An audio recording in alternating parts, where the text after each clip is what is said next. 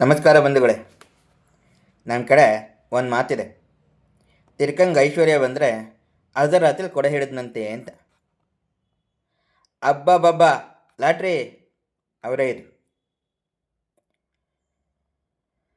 ಒಬ್ಬ ಸಂವಿಧಾನಾತ್ಮಕವಾದ ಹುದ್ದೆಯಲ್ಲಿದ್ದು ಇನ್ನೊಬ್ಬ ಸಂವಿಧಾನಾತ್ಮಕವಾದ ಹುದ್ದೆಯಲ್ಲಿರೋರನ್ನ ಮಾತಾಡಿಸುವ ಪರಿ, ಸಂಬೋಧಿಸುವ ಪರಿ ಅವರ ವ್ಯಕ್ತಿತ್ವ, ಅವರು ಬೆಳೆದು ಬಂದ ದಾರಿ, ಅವರ ಮನೆಯ ವಾತಾವರಣ ತೋರಿಸುತ್ತದಂತೆ. ಅಂಗೈನ ನೋಡೋಕ್ಕೆ ಕನ್ನಡಿ ಬೇಡ ಅಂತ ಒಂದು ಗಾದೆ ಇದೆ. ಹಾಗೆ ನಿನ್ನ ರೇಟ್ ಎಷ್ಟು ಹೇಳು ಕೊಂಡ್ಕೋತೀನಿ ಅಂದರೆ ಯಾವ ರೀತಿಯಾದ ಮಾತದು?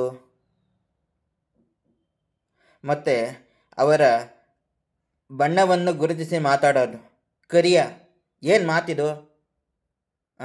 ಆಡೋಂಥ ಮಾತಾ? ಈ ದುರಹಂಕಾರ ಯಾಕೆ? ನೀನಿರೋದು ಜನರ ಸೇವೆ ಮಾಡೋದಕ್ಕೆ.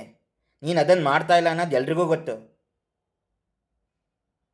ಜನಾಂಗೀಯ ನಿಂದನೆ, ಜಾತಿ ನಿಂದನೆ, ದುರಹಂಕಾರ, ಉದ್ದಟತನ, ಅಪ್ರಾಮಾಣಿಕ, ಈ ಥರ ಮಾತುಗಳು ಯಾಕೆ?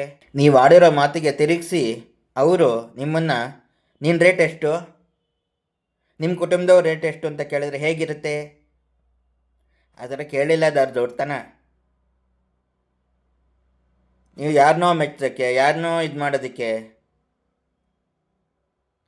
ಜನಸಾಮಾನ್ಯರಂಗೆ ಗೊಳೈಕೋತೀರಿ, ರೈತರಂಗೆ ಗೊಳೈಕೋತೀರಿ, ಒಂದು ಸಮಾಜನ ಮುಂದಿಟ್ಕೊಂಡು ನಿಮ್ಮ ಬೇಳೆ ಬೇಯಿಸ್ಕೋತೀರಿ. ಯಾಕಿದು? ನಿಮ್ಮ ಆತ್ಮಸಾಕ್ಷಿಗೆ ಏನೂ ಅನ್ಸಲ್ವಾ? ಆತ್ಮಸಾಕ್ಷಿ ಇದ್ರಲ್ವ ಅನ್ಸೋದಕ್ಕೆ. ಜನರೇ ನೋಡಿ, ಇನ್ನೂ ಇಂಥವರೇ ಬರ್ತಾರೆ. ಹುಷಾರಾಗಿರಿ, ಹುಷಾರಾಗಿ ಆಯ್ಕೆ ಮಾಡಿ. ಇಷ್ಟೇ ನಾವು ಹೇಳೋದು.